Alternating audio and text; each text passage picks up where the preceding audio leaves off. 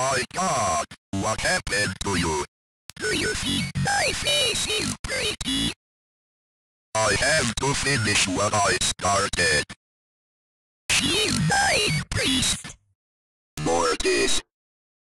They say art lives with constraints, and Faith, the Unholy Trinity, is one of the best examples of it. It's a stripped-down approach to horror that goes far beyond what you see in the indie horror scene. Using the aesthetic of Apple II and Commodore 64s as a reference, Faith is able to derive a phenomenal amount of horror of its limits. It's a well-paced title that gets the most out of its minimalist, simple gameplay. It's able to build out a story that intrigues the player. It's a story of wavering faith and find the strength to carry on in the face of evil. It's a nice reminder that you don't need a team of hundreds of people, gigabytes of shaders, and a bombastic style to scare or engage the player. Like several games on this channel, Faith is one I've been meaning to play for a long time. When I finally did, I was kicking myself for not having done so earlier. Let's take a look at why. It's the night of September 21st, 1987, an easy night to remember, where love was changing the minds of pretenders. Beyond brief sections, we'll be playing as John Ward. John mentions it's been a year since he's been at that house and needs to finish what he started. An exorcism gone wrong. What happened? What's he going to do now? All that and more when we play over the course of 3 chapters. Why isn't this approved by the Vatican? Such a great line. What I am about to do has not been approved by the Vatican.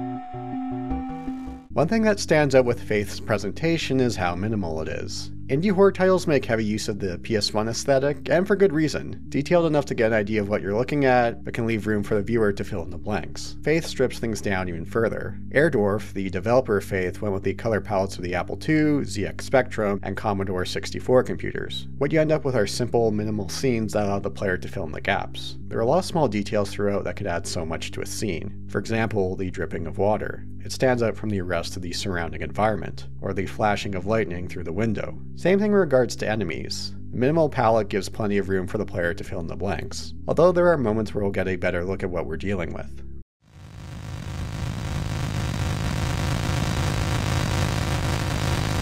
One of the calling cards of Faith is the use of rotoscope cutscenes. They do wonders for adding to that uncanny valley factor, something that looks wrong in a good way. While different in technology and execution, it reminds me of how the Forbidden Siren series made heavy use of the uncanny valley. There, they superimposed faces onto character models to give a feeling of something that's off. Faith is similar in the feeling these cutscenes create as a result. Using rotoscoping with minimal graphics and color palettes creates unsettling results. They pop up throughout the game and do an amazing job adding to the horrors we come across. On the sound front, Faith makes great use of text-to-speech voices. Software Automatic Mouth, or SAM, was a speech synthesis program from the early 1980s. SAM saw release for the Apple II and Commodore 64 computers. It helps evoke that feeling of Faith being a long-lost game from that era. The game gets plenty of mileage out of it. Like the rotoscoping, there's that uncanny valley feeling with them. Synthesized speech that's somewhat human, but not quite. The human voices are more straightforward, along with the iconic line upon death. Someone drop a crowbar here.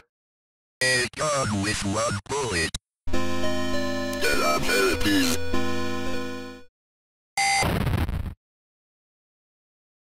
Mortis.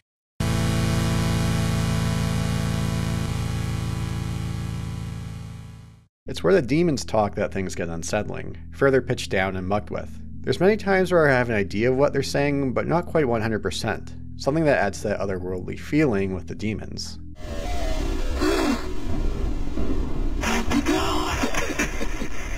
There's a site that I'll link to in the description and pinned comment where you can play around with in regards to Sam. I had a lot of fun tweaking settings and getting it to say silly things. That was too close. You were almost a new sandwich. This bowl is full of bugs, girl. How can you just sit there and eat pizza? Snort. Okay, son. You gave recipe on the whole time, but I didn't even know. Hello. Fitting with the presentation is the music. Glorious 8-bit quality, with the limitations and charms that come along with it. The game features several classical pieces, like Moonlight Sonata by Beethoven and works by Eric Satie.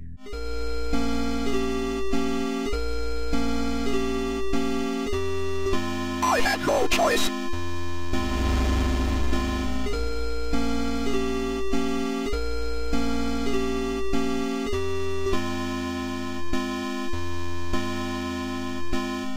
Along with those are tracks that are composed for the game. Like everything else, the music gets so much of its constraints the sound fonts offer. Memorable tracks that add so much to the mood. It feels a bit cliche to say, but several of these tracks wouldn't stand out of place in a Silent Hill game if they used more modern instrumentation.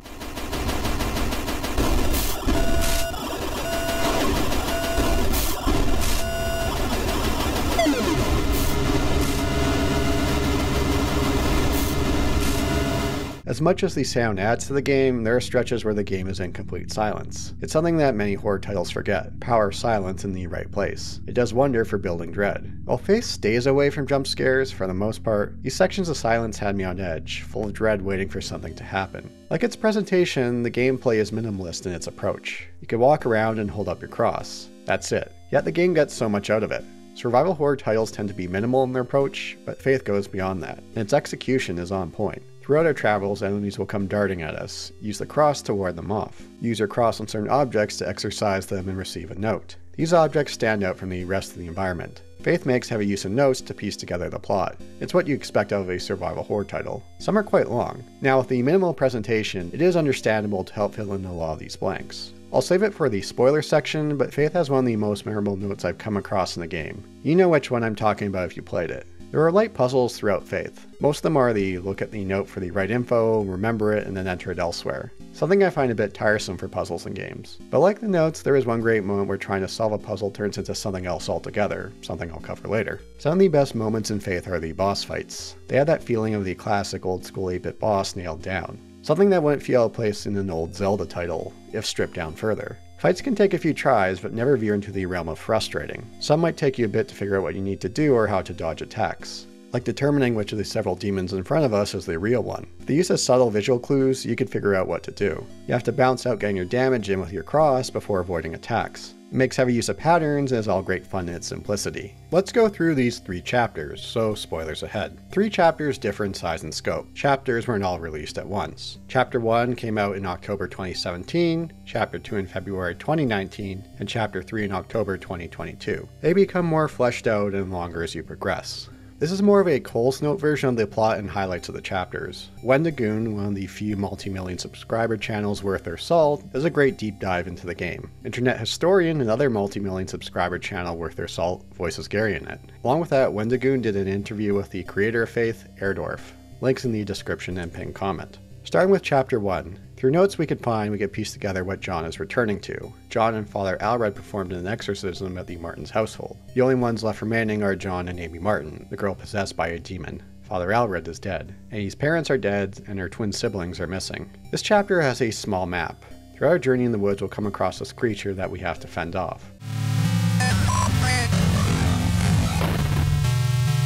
We head back to the Martin house to find what remains of it. The game makes use of silence for a long stretch here. Fantastic to help build out that dread. Amy will make her presence known once we progress far enough.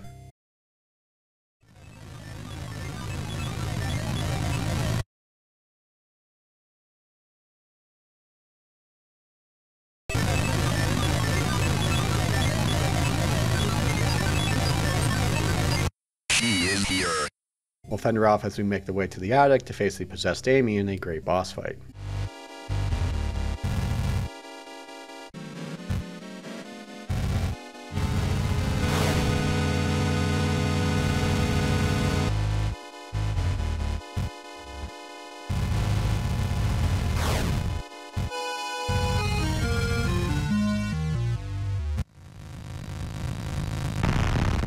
The demon escapes, and what we do next determines the ending. There is now a gun at the entrance of the Martin home. You have several choices of what to shoot, such as Amy herself, in which this ending has John arrested. The canonical ending has us return to the car shooting nothing, till that creature from the woods reemerges and we shoot that. And right away with the prologue of Chapter 2, we learn who this creature was. We play for a brief stretch as Father Garcia in the flashback. He is holding a possessed Michael Davies at home. While trying to exorcise the demon from Michael, he escapes. He's the creature we came across in the woods in Chapter 1. How are we doing today, Michael? I like to go home. You can't go home until you get better, Michael. Can I see Mommy and Daddy? I need to make you better first. When she let you get on me, If you find them to be people, This is one of those things that Faith can get away with its low poly look. Kidnapping a child to exorcise him of the demon? That's quite dark. Chapter 2 has us exploring a few areas, like a graveyard and a church. There's a great scene in the church that can lead us down a different ending path if we bring what is asked of us. We learn more about John's wavering faith over the last year since he first entered the Martin house. Pray for me, Father, for I have sinned. What sins have you done to confess? I tried to save a girl from evil, but my fears overcame me. I turned my back on the ministry and broke my vows to God. A year later, the girl reached out to me again, but in the end, I couldn't save her. I left her to die. I am sorry for me and my past sins. Thou hast said well. Here is my penance. Bring the child to me, preferably sanctification, and thou shalt have the peace thou seekest. Give thanks to the Lord, for he is good. For his mercy endures forever. By this point, if you're thorough, you've collected plenty of notes in your travels. Some are quite short, others quite long. Then you got this one note. It starts normal enough as a news report, but the further you read, something changes about it.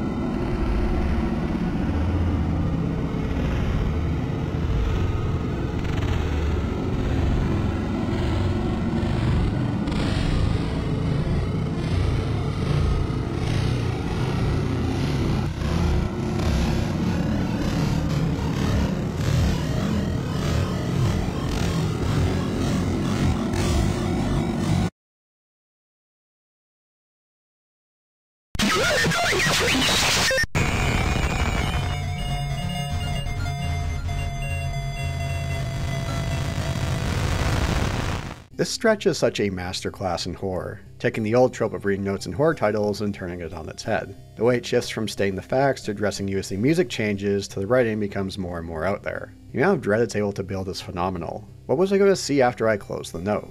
This to me is the game's highlight. It's one of the best horror moments I've played in the game in ages. Darkness is a key element of horror. Up until now, we've had full view of our surroundings. Heading into these tunnels, we end up in darkness but receive a flashlight. You have limited viewing of where you are and where your enemies are coming from. This leads to some great, tense encounters, enemies warping around as you try to get sight of them in the darkness. But from the darkness emerges an ally, like a guardian angel.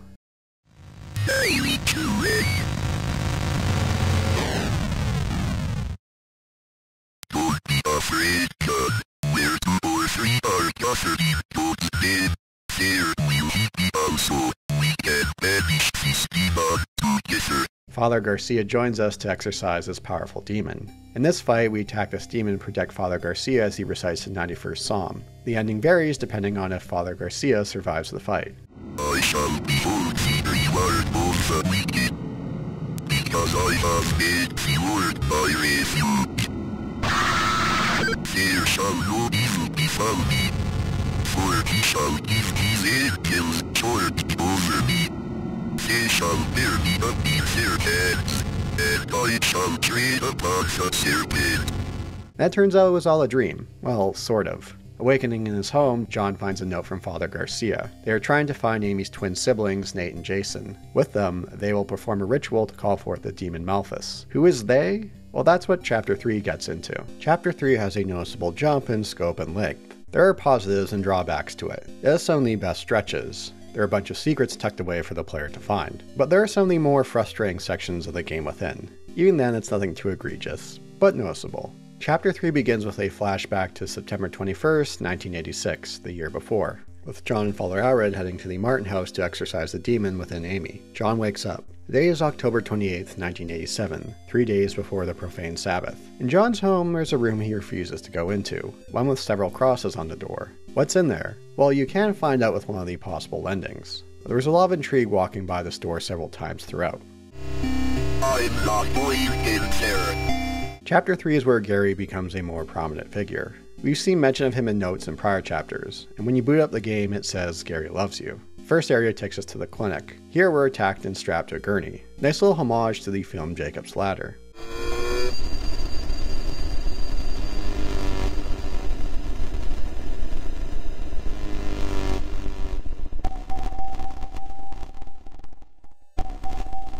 There's a secret boss fight in the basement of the clinic, one of the most unsettling in the game. A mother is holding a child when we approach. Who's Gary?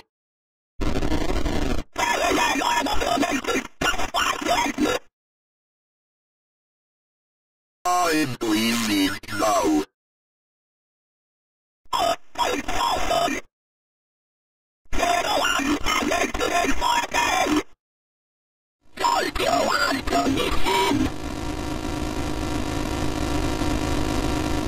Throughout the fight, possessed babies will flood the room. It's one of those darker elements you could get away with due to the low poly element. Plus, there's more given to the player to fill in the blanks.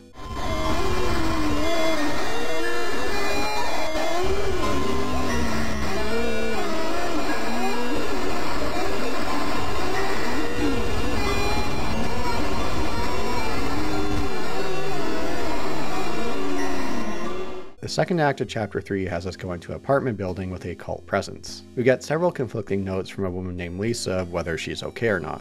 Through the notes here we get a better grasp of what this cult is doing. They seek to bring about the second death. There's mentions of vessels and the unspeakable. There's a great scare here in this one room with the static TV.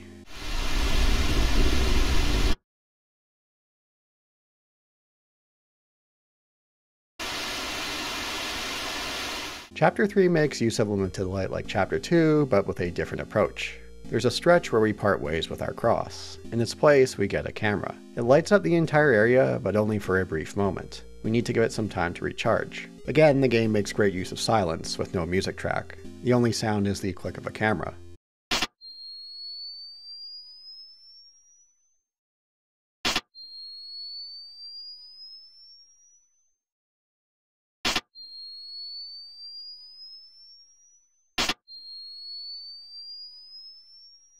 Before we know it, we're pursued in the dark.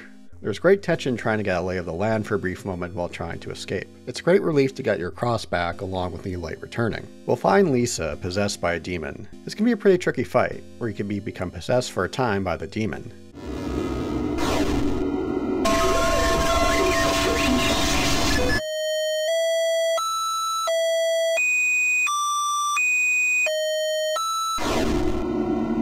This fight's outcome will impact the ending. It's possible for Lisa to die here while you're possessed. All things considered, she seems pretty cool with what just happened now that she's having a smoke. There is a secret boss here with the rejected vessel. The way she talks reminded me of Shodan from System Shock.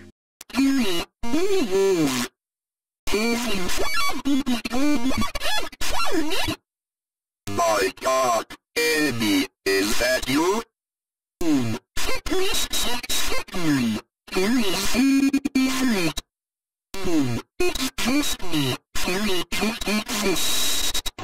The last stretch of Chapter 3 takes us to a daycare. The mood is set right away with the cops surrounding the front entrance. This could lead to one of the funniest game overs I've come across in a while. If you want, you can emerge from that entrance. And John gets gunned down. Like, really, really gunned down. Like that one scene from The Godfather.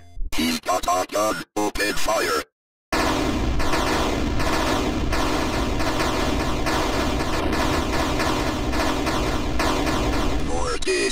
Inside, there's this one perplexing statue that you can never approach. When you do, it moves to another room. Underneath the daycare is the cult's hideout. To progress, there's this bit where we have to stare at this painting as it changes. I was leaning away from my monitor during this. Faith stays away from jump scares for the most part, but I was on my guard here.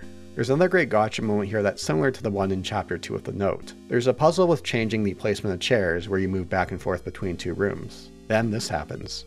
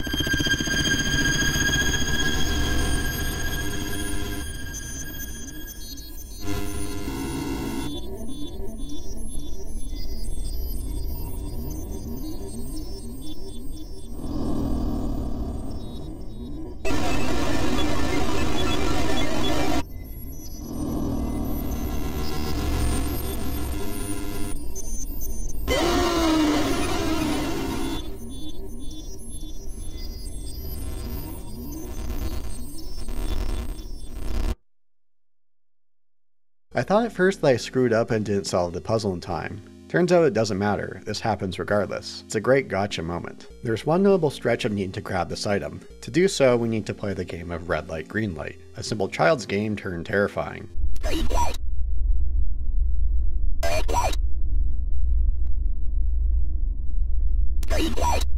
secret boss we could fight in this section has one of the most puzzling attacks in the game. If he touches you, you end up in this asylum area.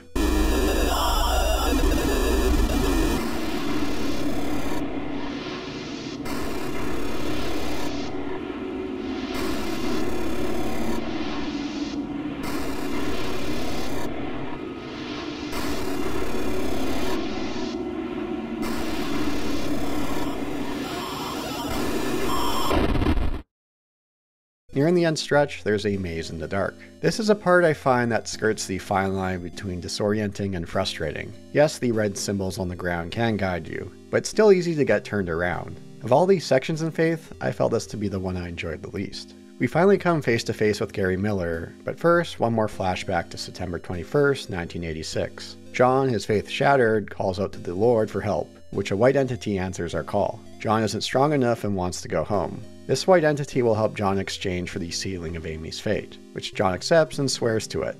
I'll do whatever you want. Just take me away from here.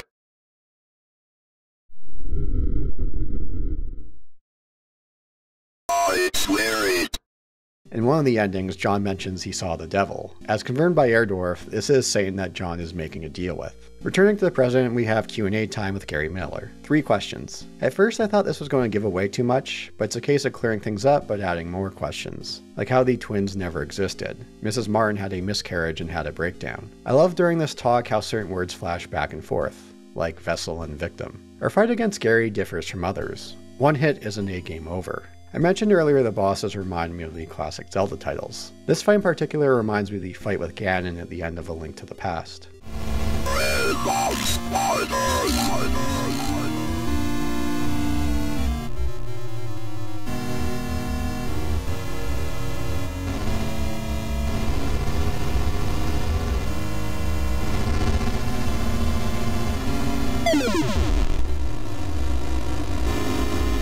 And like Chapter 2, we have a familiar face returning to even the odds. As powerful as a cross can be, sometimes you need something with more firepower.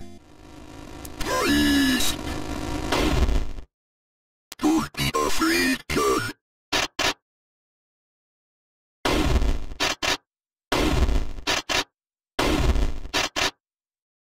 I'm Father Garcia. It's good to finally meet you, Evo. Depending on whether you defeated the secret bosses and Lisa's fate, the ending will vary. If you didn't defeat all the secret bosses, John talks to Father Garcia about his lost faith. Father Garcia has some kind words for John and will help him out. There will still be evil out there despite what we do, but we can do our best to carry on and fight it. In the best ending, we can finally put Amy to rest by exorcising her. In a game with primitive graphics and text-to-speech, it's incredible how emotional and cathartic the scene was. Amy, I'm so sorry. I couldn't save you.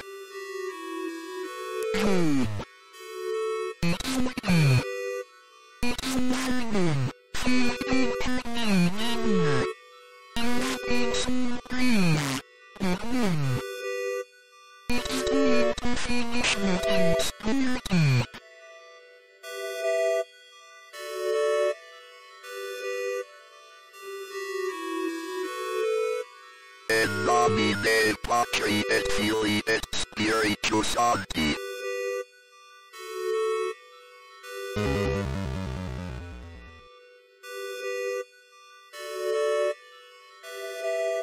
Amen. While we may have vanquished great evils, the unspeakable is still out there. With that, we could choose to go with Lisa or with Father Garcia. Bros before Hose Man. Let's go fight some demons. Especially the bro like Father Garcia. Could you ask for anyone better at your side when facing great evil? Of course, you don't need to do any of this. If you want, you didn't need to enter the clinic, the apartment, or the daycare. You could go home. And on the final day, you can unlock the door with all the crosses in John's house. Amy waits within. What do they want from me? Why are you tormenting me like this? I don't know how you ended up here. I forgive them. Returning to Martin House one last time, Amy and Michael take John and he and the house are pulled under.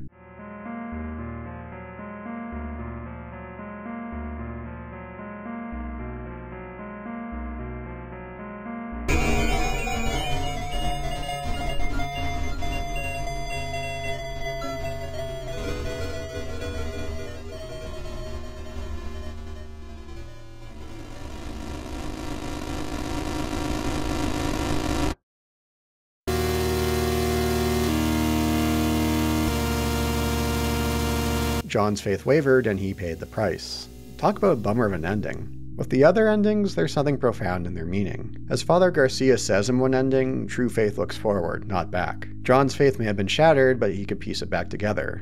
Most evident in the best ending. There's still evil out there, one that's unspeakable, but he can fight it. Having faith in God and in himself can help guide him. Of course, a shotgun as well. And whether you're a religious person or not, that feeling of overcoming doubt is something everyone can relate to.